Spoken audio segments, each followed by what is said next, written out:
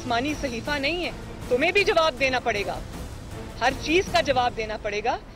मरियम नवाज की भरपूर एंट्री, बच्चों की आड़ में वजीर आजम को दबाव में लेने की कोशिश हो रही है। मरियम नवाज भी यही कह रही थी जो कि इससे पहले उनके भाई ने कहा था। ये बात सिर्फ वो कह नहीं रही थी, इससे पहले दोनों भाई हसन और हुसैन नवाज यही मौक़िफ़ इख्तियार कर चुके हैं। नवाज लीग मुसलसल इस बात पर जोर दे रही है कि बच्चों से तहकीकात की आड़ में वजीर आजम को प्रेशर में लेने की कोशिशें हो रही हैं। मुख्तसरन हुकूमत पानामा केस को इंतकामी कार्रवाई से ज्यादा और कुछ नहीं समझती, लेकिन ऑपोजिशन इस केस पर गहरी नजर रखे हुए है। पिछले 2 दिन से हर समात के साथ ऑपोजिशन अपना मौक़िफ़ पेश करती रही है, हुकूमती रवैये को तनकीद का निशाना बनाती है। आज भी ऐसा ही हुआ है और मरियम नवाज के प्रोटोकॉल को खासतौर पर टारगेट किया गया, क्योंकि मरियम नवाज आज एक लंबे चौड़े सरकारी प्रोटोकॉल के साथ जुडिशल अकेडमी पहुंची थी। गाड़ियों का लंबा काफिला था जिसे गुजरने के लिए इस्लामाबाद के जो दूसरे रास्ते से उनको बंद किया गया। इस सबसे अहम बात मरियम नवाज की आमद पर खातून पुलिस एहलकार का सलूट भी है। अरसला सलीम नामी खातून एहलकार मरियम नवाज को गाड़ी से उतरते हुए सलूट कर रही थी और इस शानदार प्रोटोकॉल और इस तरह के रवैये पर इमरान खान भी काफ़ी भड़के हैं। इमरान खान की तनकीद जो कि दुरुस्त दिखाई दे रही थी, लेकिन पाकिस्तान में ये कोई नई बात तो है नहीं। सरकारी ओहदे के बगैर सरकारी प्रोटोकॉल सिर्फ नवाज लीग नहीं ले रही, इमरान खान खुद अपने सूबे में लेते हैं और हर सूबे में हर अहम शख्सियत का जो भी बच्चे होते हैं उनको ये प्रोटोकॉल मिल रहा है। इस पर हमने एक रिपोर्ट तैयार की, आपको ये दिखाते हैं।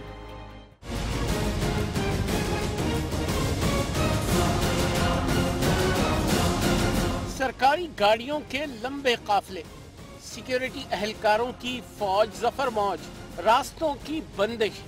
पाकिस्तान में सियासतदानों के बच्चों को वीआईपी प्रोटोकॉल दिया जाना कोई नई बात नहीं।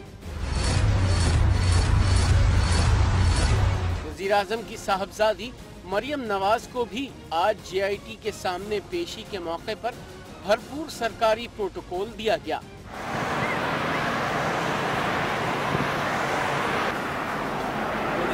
इससे पहले हुसैन नवाज और हसन नवाज को प्रोटोकॉल मिला, लेकिन सरकारी प्रोटोकॉल का सिलसिला शरीफ खानदान तक नहीं रुकता। ये रिवायत भुट्टो खानदान से भी जुड़ी है। पीपल्स पार्टी के चेयरमैन बिलावल भुट्टो जरदारी और उनकी दोनों बहनों बख्तावर भुट्टो और आशफा भुट्टो को भी मुकम्मल सरकारी प्रोटोकॉल दिया जाता है।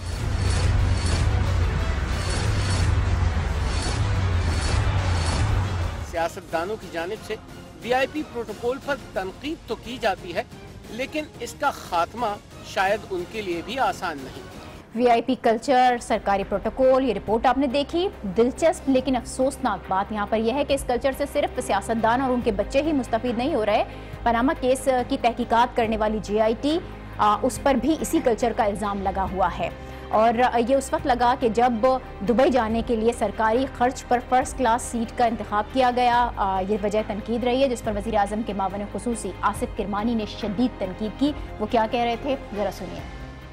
कि जो टीम जेआईटी की दुबई गई है, अगर वो वापस आ गई है तो मेरा ख्याल है ये दुबई सैर सपाटा ही करने गए थे। कि आपने दुबई का सफर जो है वो बिजनेस क्लास में किया है। क्या आप बिजनेस क्लास में सफर करने के एंटाइटल हैं? आप जो ये हजारों लाखों पाउंड कौम के खून पसीने की कमाई, टैक्स मनी, टैक्स पेयर का, आपको किसने ये इजाजत दी है कि उसको आप इस तरह कौमी खजाने को, कौम को जाया करें? मैं जेआईटी से बड़े एहतराम से अर्ज करता हूं कि आप भी अपने खाते तैयार रखें। एक एक आने का कौम आपसे हिसाब लेगी इंशाल्लाह। अब तहकीकात करने वाली जेआईटी के खिलाफ भी तहकीकात की बातें की जा रही हैं। जूं 10 जुलाई करीब आ रही है, हर तरफ कशमकश है, बेचैनी में मजीद इजाफा हो रहा है, एक गैर यकीनी से सूरत हाल है। इसी पर हम बात करेंगे। हमें माहिर कानून अहमद रजा कसूरी साहब ने ज्वाइन किया है। बहुत शुक्रिया अहमद रजा कसूरी साहब आपका। मरियम नवाज आज जेआईटी के सामने पेश हो ही गई हैं। 2 घंटे की पूछगछ उनसे की गई, लेकिन उनका तो ये कहना था कि उनको ये बता दिया जाए, जेआईटी के सामने भी ये सवाल रखा है कि उन पर आखिर इल्ज़ाम क्या है। जब जेआईटी समन भेजती है तो जाहिर है उसके अंदर तफसीलात भी होती हैं कि किस सिलसिले में बुलाया गया है, क्या क्या दस्तावेजात आपको लेकर आनी है। बज़ाहिर आप क्या समझते हैं, मरियम नवाज का जो ये मौक़िफ़ है ये आपको मुनासिब लगता है?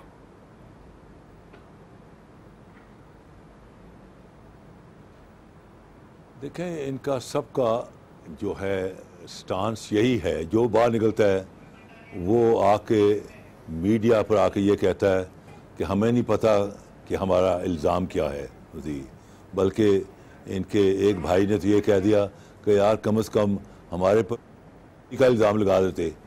देखें, बात यह है कि इस सारे मामले के दो हिस्से हैं, एक है मनी ट्रेल और दूसरा है मनी लॉन्ड्रिंग।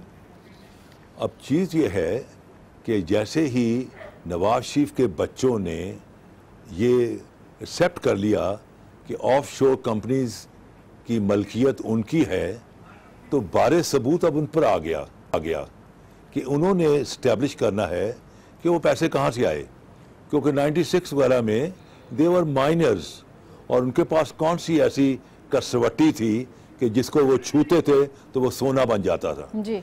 नेचुरली कि नवाज शरीफ ने बेनामी अपने बच्चों के नाम प्रॉपर्टी जो थी कन्वर्ट की हुई थी, तो अब जब उन्होंने ओन कर लिया तो बारे सबूत शिफ्ट होके फ्रॉम द कंप्लेनेंट साइड इन पर आ गया कि इन्होंने अब स्टैब्लिश ये करना है कि ये जायदाद कैसे खरीदी और पैसे कहाँ से आए। अब ज़रूरी बात है कि बाप जो है वो मुल्क का प्राइम मिनिस्टर भी है जी। और उसी ज़माने में मोटरवे भी बन रही है और उस पर अरब पैसे लग रहे हैं और उसमें किकबैक्स एंड ठेके।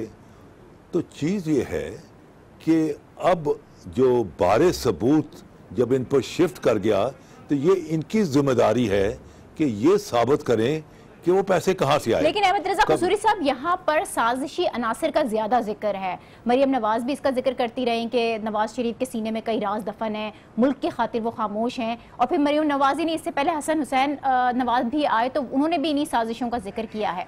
तो ये बच्चों का जो वजीर आजम के बच्चे जो है वो कहना क्या चाह रहे हैं, कौन से अनासर हैं? डर के मारे खुल के बात करते नहीं।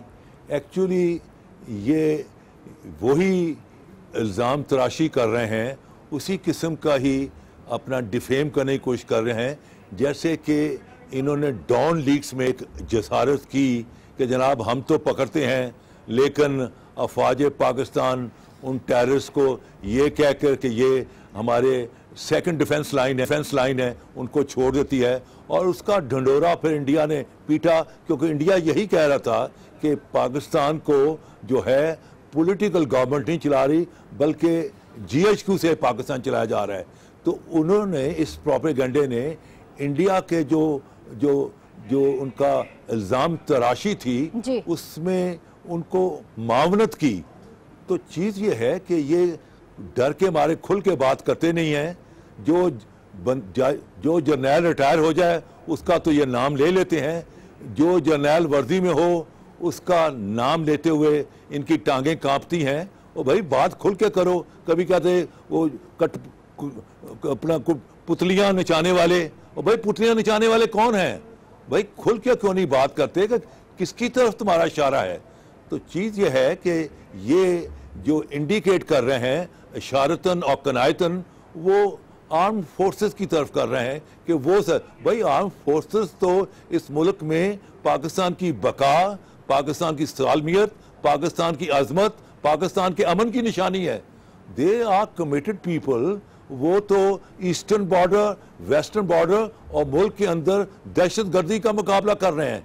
लेकिन अगर आप करप्शन करोगे और मेगा करप्शन में इन्वॉल्व हो, एक क्रिमिनल आप पर चार्जेस हैं, तो फिर अगर कल को सुप्रीम कोर्ट आपके खिलाफ फैसला करती है तो रियासत का जो स्ट्रॉन्ग आर्म किसी भी मुल्क में उस मुल्क की फौज होती है।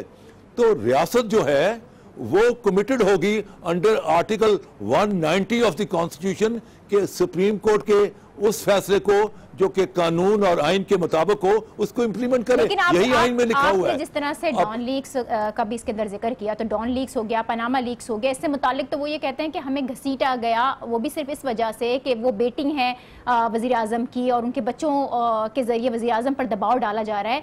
अगर वाकई ऐसा है तो इस तरह की बातें इसको उलझा रही हैं क्या? ये शक पड़ चुका है कि फैसला प्रोबेबली इनके जाविये के मुताबिक इनके खिलाफ आ रहा है, क्योंकि इस केस के दो हिस्से हैं। पहला हिस्सा मनी ट्रेल, जिसको ये साबित नहीं कर सके, भाई साबित तुमने करना है, कहना है हमारे पर इल्जाम तो लगाओ। और भाई आप साबित तो करो कि ये पैसे कहां से, वो लाखों और करोड़ों में नहीं अरबों में हैं, और तुमने ये पैसे भेजे अपने बच्चों को, और बच्चों ने बेनामी उनके नाम पर वो फैक्ट्रियां खरीदी गई। दूसरा उस जो केस है उसका हिस्सा है पैसे ट्रांसफर कैसे हुए। अगर पैसे ट्रांसफर स्टेट बैंक के जरिए तो देन दैट्स लॉफुल, अगर वो हुंडी के जरिए है तो then it's a money laundering, and money laundering is also an offence. और फिर सबसे बड़ी बात है कि आपने टेम्परिंग भी की, रिकॉर्ड की। आपने जो सिक्योरिटी कमीशन ऑफ पाकिस्तान में आपने चौधरी मिल के रिकॉर्ड में बैक डेटेड पर टेम्परिंग की, that by itself is a criminal offence. तो बात यह है, इनको अब डर यह है कि अगर सुप्रीम कोर्ट इनको डिक्लेयर कर देती है कि ये सादिक भी नहीं, अमीन भी नहीं, सगेशियत भी नहीं, बल्कि खाइन है, तो फिर इन पर इतलाक होता है आर्टिकल 62 और 63 का, और फिर under supreme court power of writ of को वारंटो, रिट ऑफ को वारंटो उसको कहते हैं कि जिसमें जब आप फाइल करते हैं रिट, तो आप कहते हैं जो कि पब्लिक ऑफिस होल्ड कर रहा होता है कि under what authority of law you are holding that public office. अब इनमें अगर ये साबित हो जाए कि ये इनहेरेंट डिस्क्वालिफिकेशन है कि जब इन्होंने पेपर फाइल किए उस वक्त भी इनमें ये डिस्क्वालिफिकेशन थी और इन्होंने इसे छुपाया, तो ऐसी सूरत में supreme court is fully competent under is power under article 184(3) exercising its concurrent power under article 199 कानूनी निकात है, आपने वो तो वाजे कर दिए, आपने वो वाजे करें, लेकिन जिस डर और खौफ की आप बात कर रहे हैं वो तो कहीं नजर नहीं आता। जीआईटी में पेशी के मौके पर मरियम नवाज को जो सरकारी प्रोटोकॉल दिया गया उस पर भी बड़े सवाल उठ रहे हैं, उस पर भी बड़ी तनकीद की गई है। वजीर आजम की टीम पूरे वज़रा जो थे वो सबके सब मरियम नवाज के हमरा थे। आखिर इस मौके पर सरकारी वसाइल का जो इस्तेमाल किया गया, क्या मुस्लिम लीग नून इसको जस्टिफाई कर सकती है? इस पर भी सवाल किया जा सकता है। देखिए, अमेरिका में भी जब अमेरिकन प्रेसिडेंट अपनी किसी पार्टी के कन्वेंशन में जाता है या इलेक्शन कैंपेन में जाता है तो वो जब अपना यूनाइटेड स्टेट 1 में US 1 में ट्रेवल करता है तो खर्चे उसके होटलिंग और उसके ट्रेवल के खर्चे उसकी पार्टी देती है, क्योंकि वो स्टेट का फंक्शन नहीं है, वो स्टेट की जो है एक्टिविटी नहीं कर रहा होता, बल्कि वो अपने पार्टी के सिलसिले में जा रहा होता है। अब यहाँ जो है मरियम नवाज ना MNA है, ना कोई मिनिस्टर है, ना कोई एडवाइजर है, ना कोई स्पेशल असिस्टेंट है।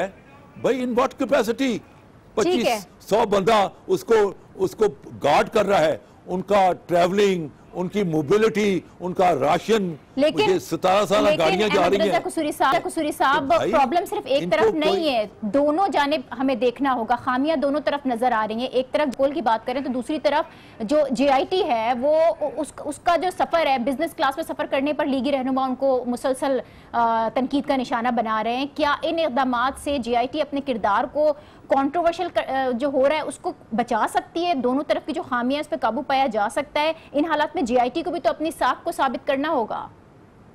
देखिए, बात यह है कि JIT जो है वो उसको बाकायदा सुप्रीम कोर्ट की डायरेक्शन के मुताबिक एक सब्सटेंशियल फंड जो है ट्रांसफर किया गया है ताकि दे कैन मूव अराउंड अगर उनको बाहर जाने की जरूरत हो। अब ये किस मुंह से कहते हैं जो कि जहाज भर भर के उम्रा के लिए लेके जाते हैं, जो जहाज भर के ले गया लंदन और जहाज भर के पूरे खानदान को लंदन से PIA में यहाँ लेके आए। और भाई तुम किस खर्चे में पूरे खानदान को अपने लिए फिरते हो? उनकी तो एंटाइटलमेंट नहीं है, तो तुम्हारे में तो ये हिम्मत और कैपेसिटी होनी नहीं चाहिए कि तुम किसी पे उंगली उठाओ। जब आप किसी पे उंगली उठाते हैं तो 3 उंगलियां आपकी तरफ होती हैं, तो 3 उंगलियों का जवाब आपने देना है कि आपका क्या कंडक्ट है, कि आप जहाज भर के उम्रा जा रहे हैं, जहाज भर के लंदन जा रहे हैं, तो आप how do you explain that? जी, बहुत शुक्रिया। हमारे साथ मौजूद है अहमद रज़ा कसूरी साहब, माहिर कानून, और GIT में मरियम नवाज़ की आज की पेशी, जिसमें मरियम नवाज़ का एक नया रूप भी सामने आया। इसके अलावा वज़ीर-ए-आज़म के बच्चों की GIT में जो पेशी थी उसको लेकर जो तनकीद हो रही है, और ख़ास तौर पर इसमें GIT का अपना जो किरदार है, अपनी जो साख है, उस पर भी हमने बात की। आज 5 जुलाई है, पीपल्स पार्टी और जमहूरियत के लिए बड़ा दिन है, यादगार तारीख भी है ये। 41 साल पहले भी आज ही का ही रोज़ था कि जब भुट्टो हुकूमत का तख्ता उल्टा गया था। जनरल ज़ियाउल हक ने पाकिस्तानी आइन तोड़ते हुए मार्शल लॉ नाफिज किया था, और इस दिन आज से 41 साल पहले हुकूमत खतरे में थी, और आज भी उन्हीं गैर यकीनी सी सूरत हाल का आज भी सामना है पाकिस्तान को। बस मामलात कुछ मुख्तलिफ हैं कि इस बार हुकूमत का एहतसाब कानून और आइन के दायरे में रहकर हो रहा है, और सुप्रीम कोर्ट के ज़रिए हो रहा है, इस तरीके से हो रहा है कि जो एक प्रॉपर तरीका फॉलो करना चाहिए। लेकिन यहाँ पर 41 साल पहले जो कि नहीं हुआ था, जमहूरियत पर शबखून मारा गया था, जमहूरी हुकूमत का तख्ता उलट दिया गया था। उसके बाद से ही जमहूरियत के लिए एक लंबी जिद्दोजहद देखी हमने। लोगों ने जेलें भी काटी, पाबंद सलासल होने का भी सामना करना पड़ा, और इसी जिद्दोजहद का समर ये है कि आज पाकिस्तान में जमहूरियत बहाल हुई है, इदारे मजबूत हो रहे हैं, फल फूल रहे हैं, अदलिया इतनी खुद मुख्तार है कि वज़ीर आज़म का एहतसाब हो रहा है। और इसमें एक अच्छी बात यह भी है कि वज़ीर आज़म का जो ख़ानदान है उसने ख़ुद को एहतसाब के लिए पेश किया हुआ है। यहाँ पर हम एक ब्रेक लेते हैं, और इस ब्रेक के बाद कुछ और बात करेंगे। ख़ासतौर पर जिक्र होगा भारत और चीन का, जिसके दरमियान जंग के बादल मंडरा रहे हैं। देखते रहिए news hour with Nazia. Welcome back. चीन और भारत की सरहद पर टेंशन बढ़ रही है। सिक्किम की सरहद पर मुसलसल तनाव बढ़ता चला जा रहा है। पिछले 4 हफ्ते से चीन और भारत की फौजें आमने सामने हैं, और लगभग वैसी ही सूरत हाल बनती दिखाई दे रही है जो 1962 की भारत चीन जंग में थी। चीन का मौक़िफ़ यहाँ पर यह है कि भारत ने सिक्किम की सरहद पर हद पार की है। उसके फौजी डोकलम के एरिया में अपनी हुदूद से आगे आकर तैनात हो गए हैं। चीन मुसलसल भारत को वार्निंग्स भी दे रहा है और अपनी फौजें पुरअमन तरीके से पीछे हटाने को कह रहा है, लेकिन भारत ऐसा करने को तैयार नहीं है।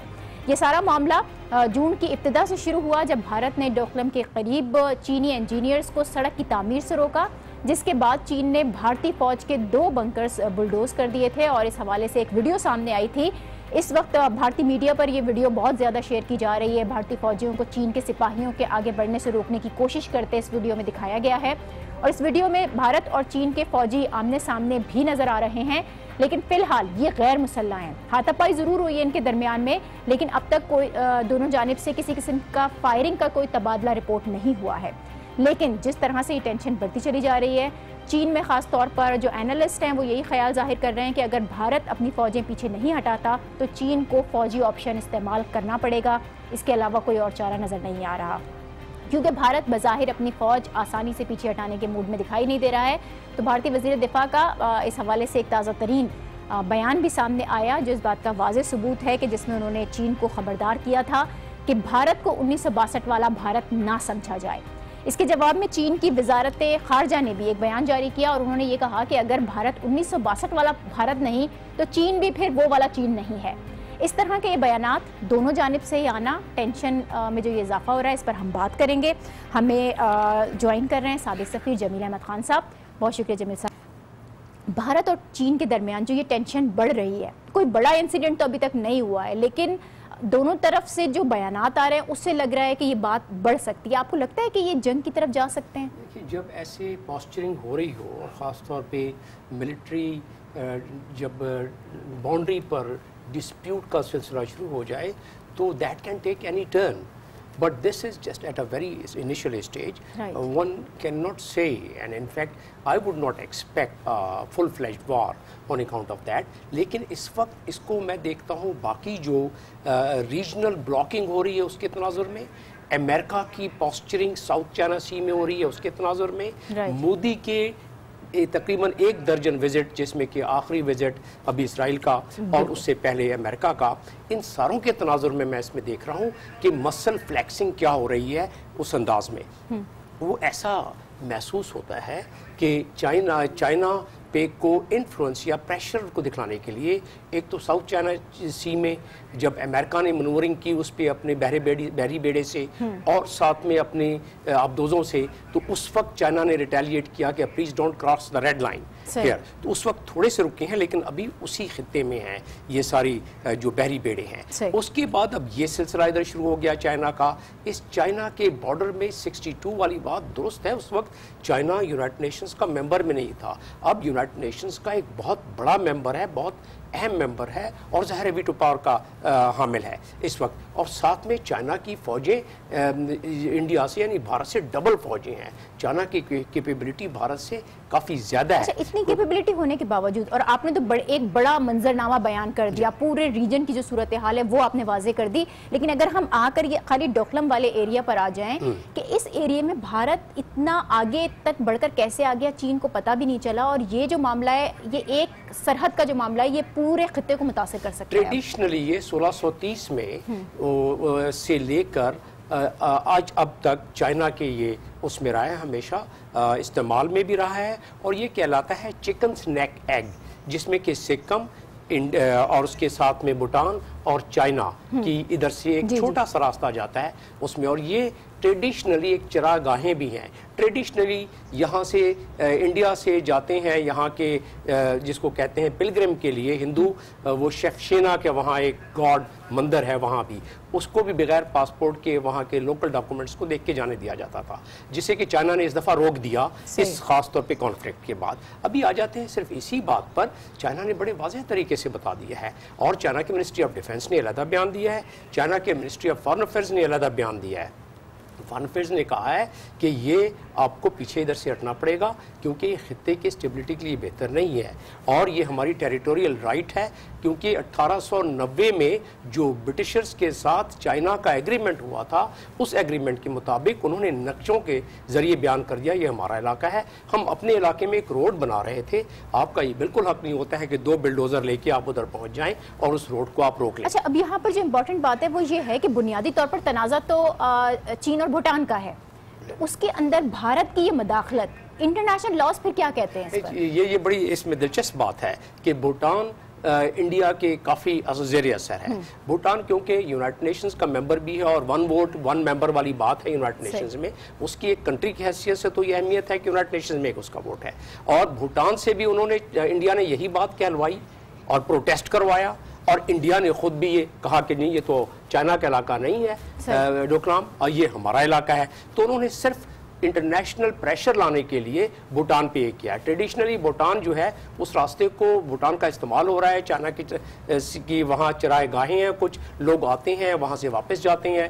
तो ये इस वक्त सिर्फ एक टेंशन को बढ़ावा देने के लिए और ये बताने के लिए कि आपका सी पैक और 1 बेल्ट 1 रोड के हिसाब से जो आप वहाँ मसल फ्लैक्सिंग कर रहे हैं, यहाँ से आपको प्रेशर। तो ये बड़ी अजीब एक मखमसे वाली डिप्लोमेटिक सूरत हाल हो गई है। कहाँ लेकर जाएगी, क्योंकि अब चीन को तो वहाँ पर सड़क बनानी है, भारत चाहता नहीं कि वहाँ पर सड़क बनाए, तो फिर ये कहाँ पर ये दूसरी कोई टेंशन्स हैं जो यहाँ पर आकर रिलीज हो रही हैं? 2014 में भी ऐसी सूरत हाल हुई थी जिसमें कि एक सोल्जर भी मारा गया था, उस वक्त फायरिंग हो गई थी 2014 में। तो उस वक्त उन्होंने एक डिफेंस अकॉर्ड किया जिसके तहत उन्होंने सेटल किया उस मामले को।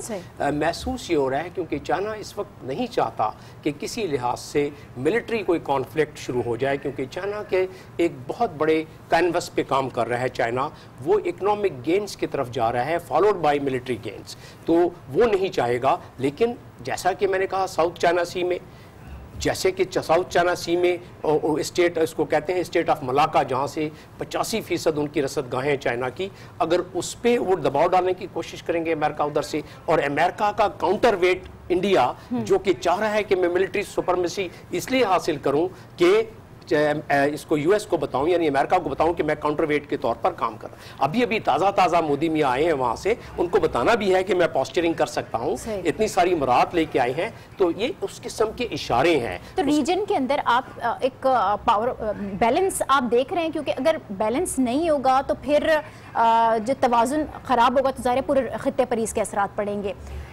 चाइना चाहता है कि वो एक इकोनॉमिक जोन जो वो बनाना चाहता है, वो अपनी इकोनॉमी को बेहतर बनाकर और पूरे खित्ते को ही उसमें फैलाना चाहता है।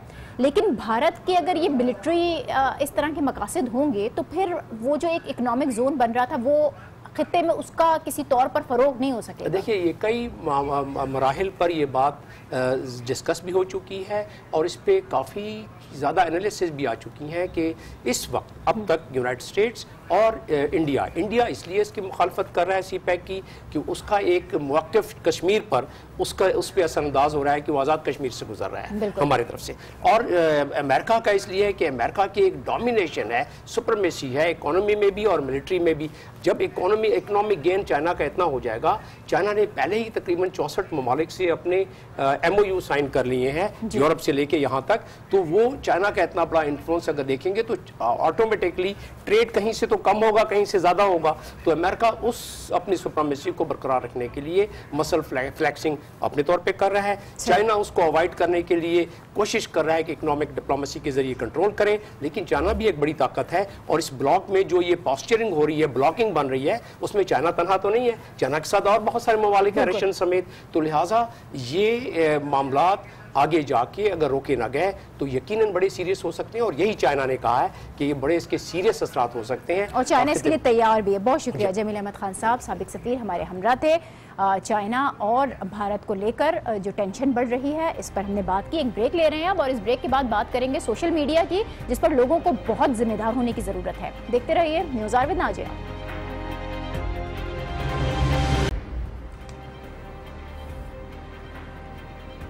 Welcome back. इस्लामाबाद के एक होटल में कुछ दिन पहले डांस पार्टी पर पुलिस ने रेड की। 50 के करीब लड़के लड़कियां थे जिनको गिरफ्तार भी किया गया। उन पर लाउड स्पीकर एक्ट की खिलाफ वर्जी और शीशा पीने के इल्जामात लगाए गए, मुकदमा बनाया गया। इन लड़के लड़कियों की कुछ तस्वीर भी सामने आई जो कि काबिल मजम्मत भी थी, लेकिन उसके फौरी बाद एक वीडियो पाकिस्तान के सोशल मीडिया सर्कल में सर्कुलेट करने लग गई, जिससे मुताल्लिक ये दावा किया गया कि ये वीडियो उस डांस पार्टी में छापे की है। इस वीडियो में लड़के और लड़कियों के चेहरे दिखाए गए, कुछ लड़कों को हाथ बांधे जमीन पर पड़े हुए भी दिखाया गया, जिसके साथ पुलिस एहलकारों का रवैया बहुत बुरा था, काफी नारवा रवैया था ये। और ये वीडियो सोशल मीडिया पर खूब शेयर की गई। इस वीडियो के शेयर होने के बाद सोशल मीडिया पर इस्लामाबाद पुलिस के खिलाफ एक महाज भी खड़ा हुआ। लड़कियों के साथ एहलकारों के सलूक की बहुत मजम्मत की गई। पुलिस को खुलकर तनकीद का निशाना बनाया गया, और सिर्फ लोकल्स ही नहीं, यहाँ पाकिस्तान में रहने वाले नहीं, बल्कि जो दीगर ममालिक के लोग थे वो भी इस रवैये को दहशतगर्दी से जोड़ रहे थे। पाकिस्तान की बदनामी हो रही थी, ये कहा जा रहा था कि दहशतगर्दी के खिलाफ तो कार्रवाई नहीं करते। एक डांस पार्टी पर रेड भी किए और वहाँ पर जो लड़के लड़कियाँ थे उनको गिरफ्तार कर लिया गया। लेकिन आखिरकार पता ये चला कि इस वीडियो का इस्लामाबाद में पेश आने वाले वाक़े से कोई भी ताल्लुक नहीं है, और ये वीडियो सऊदी अरब में नाइट क्लब पर छापे की वीडियो है, जिसकी वजाहत अब सोशल मीडिया पर जारी भी की जा रही है। इस वीडियो में नजर आने वाले एक शख्स की तस्वीर दोबारा से शेयर हो रही है, जिसका ताल्लुक सऊदी फोर्सेस से है। इस सारे मामले के बाद अब सोशल मीडिया पर जो वीडियो शेयर करने वाले लोग थे वो परेशान भी थे, कुछ माफ़ी भी मांग रहे थे और शर्मिंदगी भी देखने में आई। लेकिन इस बात पर जोर दिया जा रहा है कि किस तरह वीडियोस की ओरिजिन का पता लगाया जा सके कि इस वीडियो का ताल्लुक किस वाक़े से है, ताकि मुस्तकबिल में इस किस्म के प्रोपेगेंडे से बचा जा सके, शर्मिंदगी से बचा जा सके, बदनामी से बचा जा सके। इसी हवाले में से हम बात करेंगे। हमें cyber security expert Farooq Khan ने ज्वाइन किया है। बहुत शुक्रिया फारूक आपका।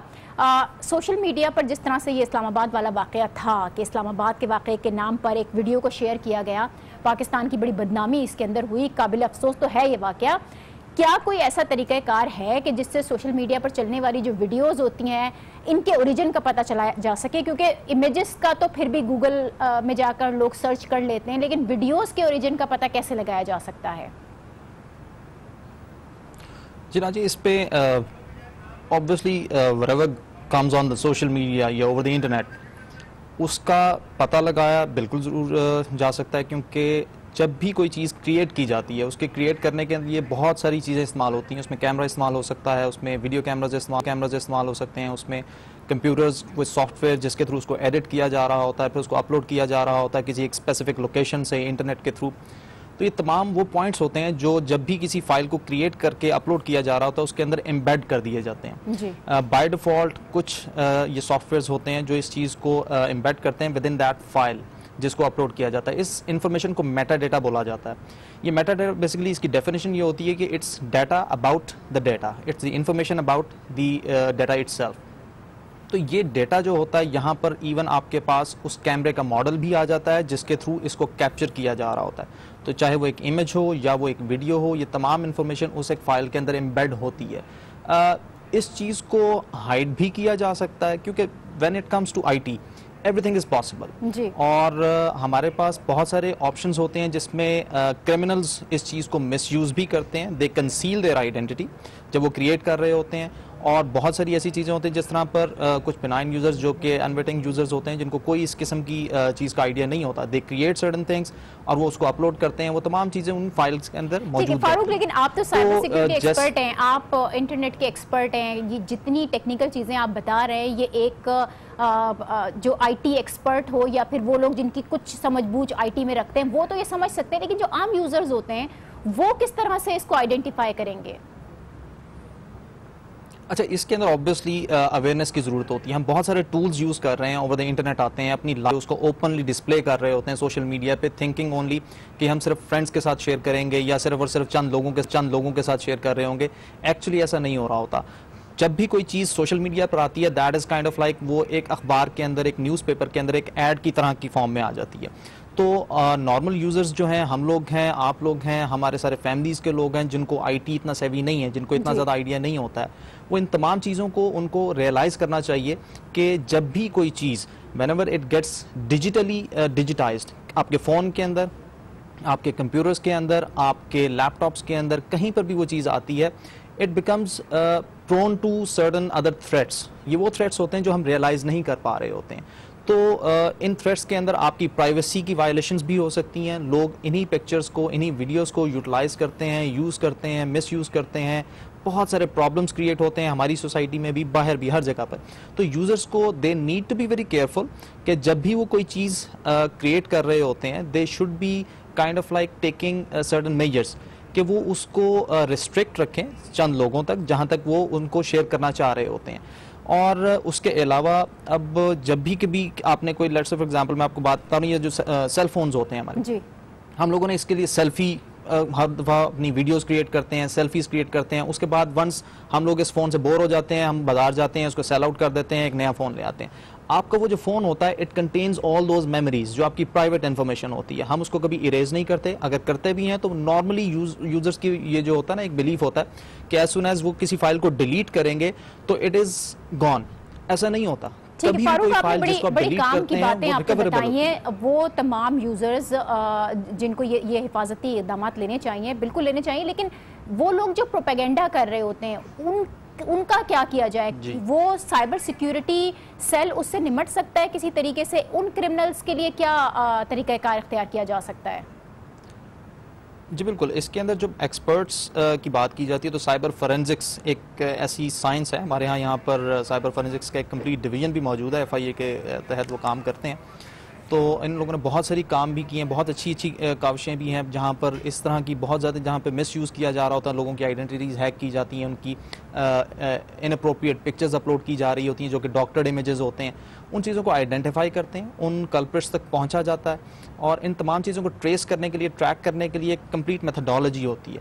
और इसके लिए अब ज़ाहिर बात है साइबर क्रिमिनल्स वो भी बहुत होशियार होते हैं, वो अपनी आइडेंटिटी कंसील करने की कोशिश करते हैं। हमारी तरफ जो गुड गाइज होते हैं, जो गुड कॉप्स होते हैं, वो इन चीज़ों को आइडेंटिफाई करते हैं यूटिलाइजिंग सर्टन टूल्स। तो इसमें बहुत सारी टेक्निक्स अवेलेबल हैं जिसके थ्रू हम लोग इन लोगों तक पहुंच सकते हैं जो किसी भी इनअप्रोप्रिएट चीज़ों को अपलोड करते हैं against certain users, personal use के लिए, शायद कोई पॉलिटिकल एजेंडा के लिए या किसी भी और पर्पज़ के लिए। तो देयर आर मेथड्स जहाँ पे इन लोगों को कैप्चर किया जा सकता होता है। तो अच्छा, एक चीज़ और मैं आपको बड़ी इंपॉर्टेंट इसके अंदर से जो बताऊं, जो कि यूज़र्स के लिए बड़ी इंपॉर्टेंट है, they need to be very very careful about all those things कि जब भी वो कोई इमेज क्रिएट कर रहे होते हैं तो by default there kind of like जो फ़ोन्स होते हैं, जो डिवाइसेस होते हैं, वो तमाम इन्फॉर्मेशन उसके अंदर एम्बेड कर रहे होते हैं, जिसके अंदर पता चल रहा होता है ये किस कैमरे से, किस लोकेशन पर, किस पॉइंट पर, किस टाइम पर, डेट एंड डे ये क्रिएट किया गया होता है। इस चीज़ को most of the time we leave it as it is. Sometimes it is useful to remove those information. ठीक है, बहुत शुक्रिया। फारूक खान समरा थे cyber security expert. Social media इस्तेमाल ज़रूर करें, लेकिन जो हिफाजती इक़दाम हैं वो ज़रूर रखें और हर किस्म के प्रोपेगेंडे से बचने की कोशिश करें। इसी के साथ आज के इस प्रोग्राम से दीजिए इजाज़त। आपसे कल फिर मुलाकात होगी। अल्लाह हाफ़िज़।